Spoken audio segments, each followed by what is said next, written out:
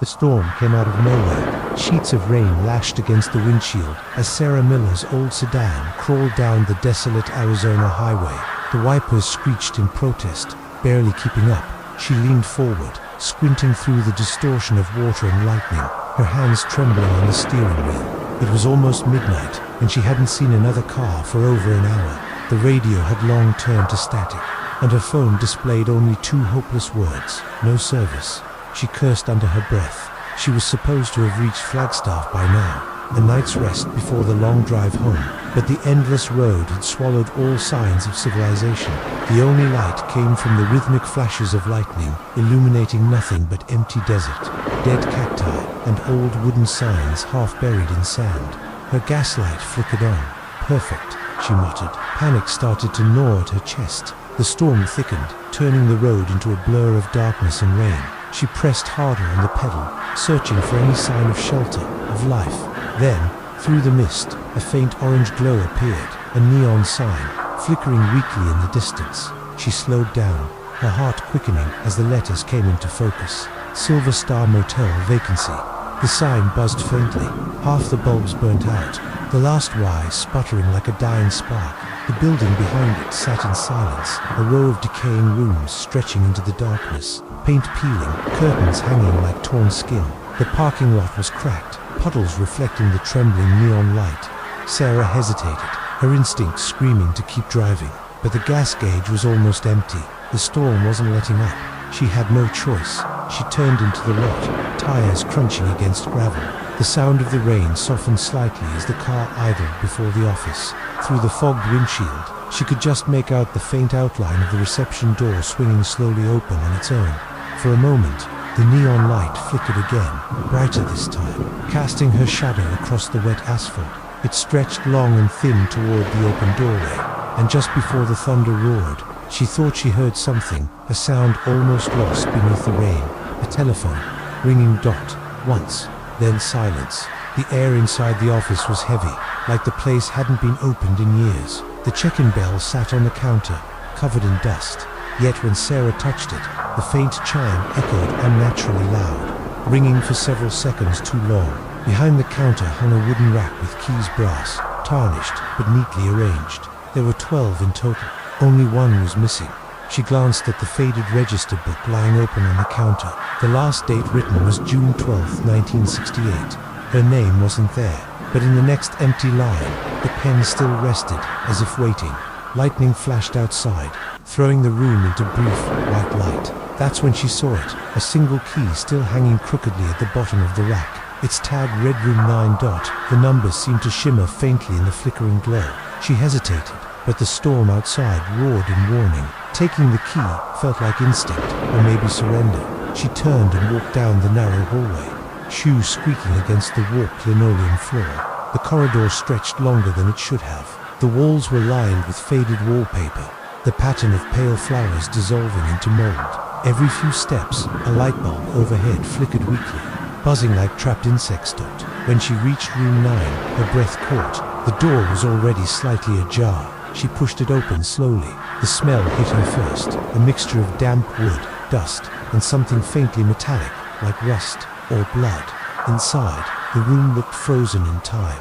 A single bed with an old quilt, a television coated in dust, and a cracked mirror reflecting only darkness. Sarah stepped inside, and the door creaked closed behind her. The silence was suffocating. Even the storm outside sounded distant now, as if she had stepped into a sealed world. She placed her bag on the table, then noticed the faintest indentation on the bed, the shape of a body that wasn't hers. Her skin prickled. She forced a nervous laugh, probably just the springs. She whispered. That's when the phone rang, a shrill, old-fashioned ring that cut through the silence like a blade. Once, twice, 3 times, twice 3 times. Her heart pounded as she picked it up. Hello, static hissed on the other end, soft at first, then rising, almost whispering. For a moment, she thought she heard wind. Then, beneath it, a voice, distant, male, low. Don't hang up. Sarah froze, every muscle locking in place. Who is this? No response. Only breathing, slow, rhythmic, close. Then, faintly, you shouldn't have come back. Her hand trembled. She slammed the receiver down, but before she could step away, the phone rang again. Once, twice, endlessly, and with each ring, she swore the sound grew closer. The ringing wouldn't stop. It was relentless, echoing in that small, lifeless room until it became part of the air she breathed. Sarah stood frozen beside the bed, her hand hovering above the receiver, her reflection trembling in the cracked mirror across the room. The shadows seemed to pulse with each ring, as if the sound itself had weight. She finally grabbed the phone and pressed it to her ear. Hello? Nothing, just the soft hiss of static. Then, slowly, the interference began to shift, like a voice trying to claw its way through layers of static and time. You came back. The words were barely audible, warped and distant. Sarah felt the breath leave her body. Who is this? She demanded, her voice cracking. How did you shouldn't have come back? The voice was male, low, steady, and so close it felt like it was whispering directly behind her ear. She spun around. No one, just the empty room, the flickering light bulb, and the faint movement of the curtains breathing with the storm outside. She tried to hang up, but her hand wouldn't obey. Her fingers felt numb, as if the receiver had fused with her skin. Stop it, she shouted. This isn't funny. Room 9 was never checked out. Her pulse pounded so loudly, she could barely hear the words. What are you talking about? She whispered. The line crackled violently, and for a moment, she heard another voice beneath his, a woman sobbing, faint and broken. Then silence. Sarah dropped the receiver. It hit the floor with a dull thud. The room went quiet again, too quiet. Even the rain had stopped. The air grew heavy, thick with something unseen but undeniably present. She turned toward the window. The curtains were still swaying gently, but there was no wind. Just beyond the glass, the parking lot glistened under the weak flicker of the motel's neon sign. That's when she saw it, a car parked directly beneath the sign. Headlights on, engine idling. The shape of a man sat motionless in the driver's seat. Relief washed through her for a split second. Maybe someone else had stopped here. Maybe she wasn't alone after all. She stepped closer to the window, squinting through the rain-streaked glass. A flash of lightning split the sky, and the car was gone. The lot was empty again. Then the phone rang once more. She didn't move, couldn't. The sound drilled into her skull. 1, 2, 3 rings. By the fourth, she whispered, almost pleading, please stop. And in the silence that followed, the voice came again, soft, deliberate, patient. You already did. Sarah's heart hammered as the silence returned. The phone had gone dead again, leaving only the hum of the motel's dying lights. She stared at the receiver lying on the floor. Part of her wanted to run, yet something deeper, darker, kept her there. A compulsion she couldn't name. Finally, she forced herself to move. She grabbed her bag and stepped back into the rain-soaked night. The sound of her footsteps swallowed by the storm. The motel's neon sign buzzed overhead, sputtering erratically, throwing brief bursts of light across the cracked asphalt. The office door was half open, swinging slightly in the wind. Inside, the faint glow of a single bulb flickered over the counter. Hello, she called out, voice trembling. Is anyone here? At first, nothing. Then she saw him. Behind the counter stood a man in a faded blue clerk's uniform. His back was turned, shoulders stiff, head slightly bowed, as if he hadn't moved in years. His name tag rusted, barely legible. Reed Howard. Sarah felt immediate relief, mixed with confusion. Thank God, I didn't think anyone was. The man didn't turn. His stillness was unnatural, sir. She tried again, stepping closer. I just need to use your phone. Something's wrong with. He turned. The motion was slow, deliberate, mechanical. His eyes were open but cloudy, pupils like wet glass. His skin looked gray, stretched too thin over his bones. Yet when he spoke, his lips barely moved. The voice seemed to echo from somewhere deeper, not from his throat, but from the air itself. We don't take guests after midnight. The words reverberated in her skull. Sarah stumbled backward, bumping into a chair. What do you mean? She stammered. I didn't know you checked in, he said. You can't leave now. Lightning illuminated the room for a heartbeat. Bright, merciless. And in that instant, the office wasn't old anymore. The dust was gone. The counters gleamed. The key rack behind him was full, polished, every number in place. Through the window, she saw cars parked neatly outside every room, people walking under umbrellas, laughing in the rain. Then the light faded, and it was all gone. The office decayed again, rotting, silent. Howard was gone too. Only the faint echo of the bell on the counter lingered. Sarah's breath hitched. She pressed a hand to her chest, trying to steady herself. "This isn't real," she whispered. "It can't be real." As she turned toward the door, she caught a glimpse of something on the counter, the old register book. A new name had been written in shaky, wet ink. Sarah Miller, room 9. Her hand trembled. The ink was still fresh. And somewhere deep in the building, the phone started ringing again. Sarah backed away from the counter, the echo of the phone still ringing in her ears. Every instinct screamed for her to run, yet her legs felt heavy, as if the air itself was holding her there. She clutched the damp key to room 9 in her fist, her knuckles white. The hallway stretched out before her, longer than it should have been. The flickering lights overhead dimmed one by one as she walked, until only the faint glow spilling from her room remained. The storm outside had gone quiet, too quiet. It wasn't silence. It was absence, like the world beyond the motel had ceased to exist. She pushed open the door to room 9 again. The air was colder now, her breath visible in the dim light. She locked the door behind her, though she wasn't sure what good that would do. The phone sat quietly on the nightstand, waiting. As her flashlight swept across the room, something new caught her eye, something that hadn't been there before. A frame hung crookedly on the wall above the television. She stepped closer. The glass was cracked. The photograph inside faded and yellowed with age. It showed 5 people standing in front of the motel, 3 men and 2 women. They wore old-fashioned uniforms and smiles that didn't reach their eyes. The sign behind them read, "Silver Star Motel Grand Opening, June 1968. Her pulse quickened. One of the men, tall, with sharp features and hollow eyes, was the clerk. The same face, the same expression, but in the photograph, his skin looked alive. His uniform crisp and new. She squinted closer, tracing her fingers along the glass. At the bottom corner of the photograph, something was written in shaky handwriting. "The night they disappeared." A chill ran through her spine. She stumbled back, the flashlight flickering in her grip. "No," she whispered, shaking her head. "That's impossible." The air grew heavier, pressing against her ears. A faint hum filled the room, not from the light, but from inside the walls. Then, from behind her, a soft click. The phone had lifted itself off the receiver. Sarah froze. The line hissed with static, faint but rhythmic, like breathing. She forced herself to speak, her voice breaking. "Who are you?" The answer came, distorted, far away, layered, as if spoken by more than one voice. "We were here when it happened. We stayed. Now, so will you." She dropped the flashlight. It rolled under the bed, casting spinning shadows across the walls. The photograph rattled violently against the frame, then fell, shattering at her feet.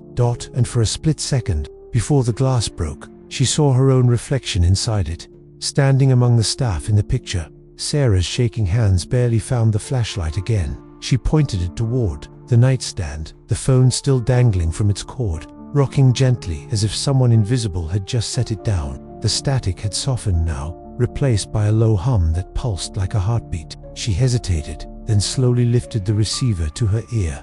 "Hello." Silence. She listened harder, holding her breath. Beneath the faint hiss, there was something else, a whisper. Not a man's this time, but a woman's voice, fragile and trembling, like someone speaking from another world.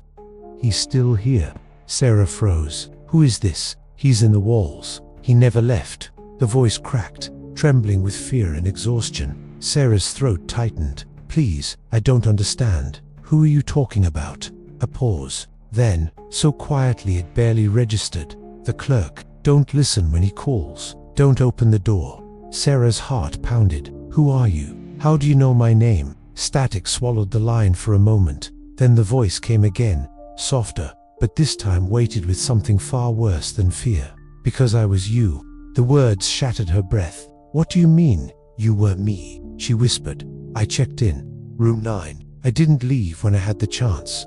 The receiver grew colder in her hand, frost biting into her skin. The hum inside the walls deepened, and faint shapes began to form in the corner of the room. Outlines, moving shadows, pressing against the wallpaper like something trapped behind it, was trying to claw its way out.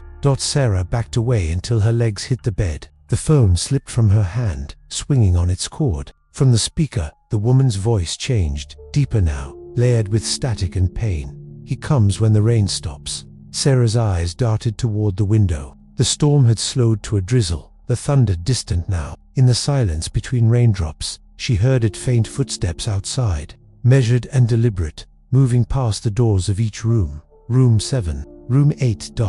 Then they stopped. Right outside hers. Sarah covered her mouth, holding back a sob. The doorknob twitched once, then again. Don't answer him, the voice whispered through the line. He wants you to finish the call. And then, with a sound like metal tearing through flesh, the line went dead. The hum in the walls stopped, and for a moment, there was only silence. Then came the knock. 3 slow, deliberate knocks. The clock on the nightstand had stopped. Its second hand twitched weakly, frozen between 3:06 and 3:07. Sarah stared at it for a long moment, her chest rising and falling in shallow breaths. The air felt thick, like breathing through wet fabric. Somewhere outside, the last of the rain had died away, leaving only the faint hum of the motel sign and the distant crackle of thunder retreating over the desert. Then came the first knock. Slow, heavy, hollow. Her eyes snapped to the door. No, she whispered. No one's here. The second knock followed, louder, this time deep enough that the picture frame on the wall rattled. Sarah backed away, clutching her phone like a weapon. She wanted to speak, to scream, but her throat refused to cooperate. The third knock came, and the doorknob turned.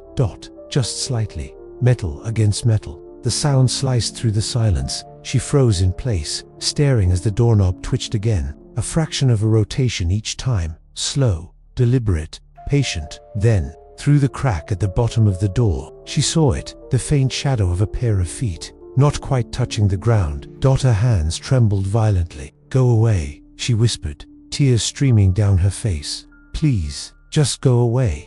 The voice that answered didn't come from the hallway. It came from inside the room. You forgot to sign the register.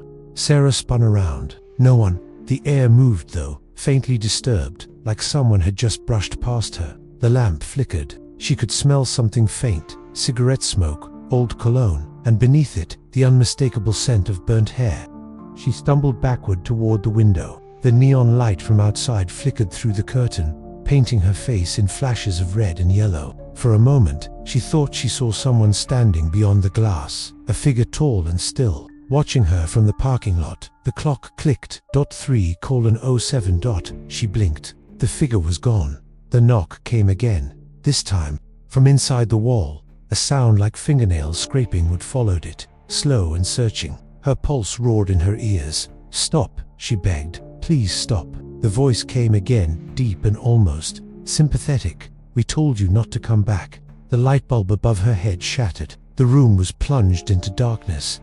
And in the pitch black, she heard breathing, not hers, only inches away. Sarah didn't know how long she had been sitting in the corner, her knees pulled to her chest, staring at the shattered remains of the light bulb. The room smelled of burnt dust and something else, something faintly sweet, like decaying flowers. The phone lay silent now, the receiver swinging gently back and forth, the cord creaking with every movement. Then, faintly, through the static air, came a familiar sound, a bell.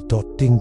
It was soft, distant, but unmistakable, the same reception bell she'd pressed when she first arrived. Sarah lifted her head, her breath trembling. It rang again, sharper this time. Something inside her knew she shouldn't go, but another part of her, the one that still clung to reason, needed answers, needed to see why this was happening.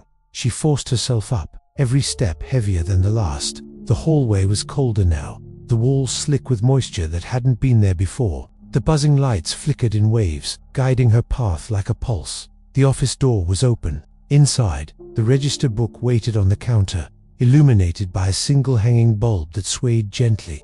Though there was no wind, Sarah stepped closer, her shoes squeaking against the tile. The air was thick, metallic. She looked down at the open page and froze. There it was, her own name, written neatly in black ink. Sarah Miller, room 9, check-in, tonight, 11:57 p.m. But it didn't end there. Below her name, the next line was already written, though the pen still lay across the page. Check out, never.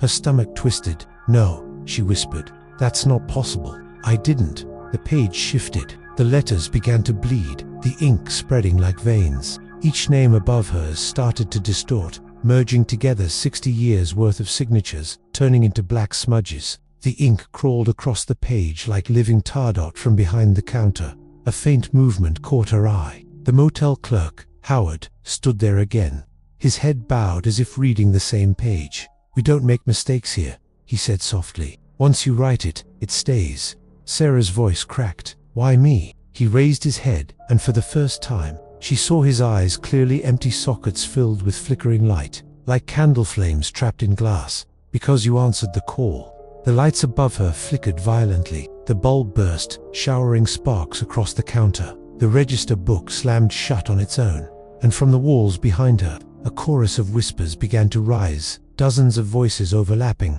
each one calling her name. "Sarah, Sarah, Sarah." She stumbled backward, clutching her chest. The air felt alive now, vibrating with something ancient and furious. She turned toward the door, but the door was gone. Only the walls remained, and they were breathing. The whispers were deafening now, dozens, maybe hundreds, overlapping in a rising storm of voices. They weren't screaming, not exactly. They were pleading. Each one said her name differently. A whisper, a sob, a command. "Sarah, don't leave. Stay with us." She stumbled back into the hall, the floorboards groaning beneath her weight. The lights above flickered erratically, bursting one by one. Every door she passed rattled violently, as if someone or something was trapped behind each one, pounding to get out. The air was so hot, it burned her lungs. Smoke began to seep through the cracks in the walls, black, oily, and thick with the stench of burnt flesh. She coughed, covering her mouth. Then she saw it. Room 9 was on fire. Flames licked up from beneath the door, spreading along the hallway like a living thing. The carpet curled, melting into tar. But what froze her blood wasn't the fire, it was the sound beneath it. Voices, dozens of them, laughing, crying, whispering. The fire wasn't consuming the building, it was revealing it. Through the smoke, she saw the shapes of people standing in the doorways of every room. Their faces were pale and distorted, their eyes hollow, skin blistered but still smiling faintly, as if relieved to finally be seen. Sarah backed away, heart pounding, the fire reflected in their eyes like molten gold. "No," she whispered. "No, this isn't real. You can't burn what's already dead," a voice said behind her. She turned. Howard stood there, the clerk, untouched by the flames, his uniform pristine again, his expression calm. The fire's glow pulsed through him like light behind glass. "We told you," he said softly. "No one checks out." The ceiling cracked. A beam of flame roared down, forcing Sarah backward. She ran toward the exit, coughing violently, eyes streaming. The lobby was an inferno now, the register book burning on the counter, pages curling, names turning to ash. But just before it burned away completely, she saw one last detail written beneath her name. Status, active. The glass doors shattered outward, the wind screaming through them like a chorus of lost souls. Sarah threw herself through the opening, hitting the wet pavement outside. Rain hissed as it met the flames, steam rising in ghostly plumes. She turned back, expecting to see the motel consumed, collapsing into nothing, but it wasn't burning anymore. The Silver Star Motel stood there, perfectly intact, neon sign buzzing faintly under the rain. The windows were dark, the doors were all closed, and every parking space was empty. Sarah fell to her knees, gasping, her reflection trembling in the puddle before her. For a moment, everything was silent. Then, from somewhere inside the motel, the phone began to ring again. Once, twice, endlessly. By dawn, the desert was silent again. The storm had passed, leaving only a low mist that clung to the highway like smoke from an unseen fire. When a passing trucker noticed the old Silver Star Motel sign flickering weakly in the distance, he slowed his rig, squinting through the haze. The place looked abandoned, not burned, not damaged, just wrong. He stepped out, boots crunching on the wet gravel, and felt the cold air press against him. The silence was absolute, the kind that makes your own heartbeat sound too loud. The motel office door creaked open at his touch. Dust hung in the air like breath. On the counter, an old rotary phone sat disconnected, its cord frayed and blackened at the edges. Then it rang. The sound sliced through the stillness, one sharp metallic tone, then another. The trucker froze. The phone wasn't even plugged in. He picked it up slowly, bringing it to his ear. "Hello?" Static. Then a woman's voice, faint, distorted, trembling. "Please, help me. My car broke down. I'm in room 9. The man frowned. "Lady, there's no one here. This place is coming," she whispered. "Don't hang up." The line cracked violently, then went dead. He set the receiver down, hands shaking. When he turned to leave, something caught his eye. The guest register book lying open on the counter. The last entry read, Sarah Miller, room 9, check-in, June 12, 1968. He blinked. The ink was still wet. Outside, the neon sign buzzed faintly in the growing daylight. It read, vacancy. He climbed back into his truck, eager to leave the place behind. But as he pulled onto the highway, the radio, which had been silent for hours, crackled to life. Static first, then the same trembling voice. You shouldn't have come back. The signal died instantly. The trucker stared at the radio, his pulse racing. Behind him, the old motel faded into the horizon, half swallowed by fog. No one's been able to find it since. But sometimes, on nights when the rain hits the desert roads just right, drivers still report seeing a faint neon glow flickering in the distance, a sign that reads, Silver Star Motel. And if you listen closely, you can still hear a phone ringing, somewhere deep in the storm. Don't hang up.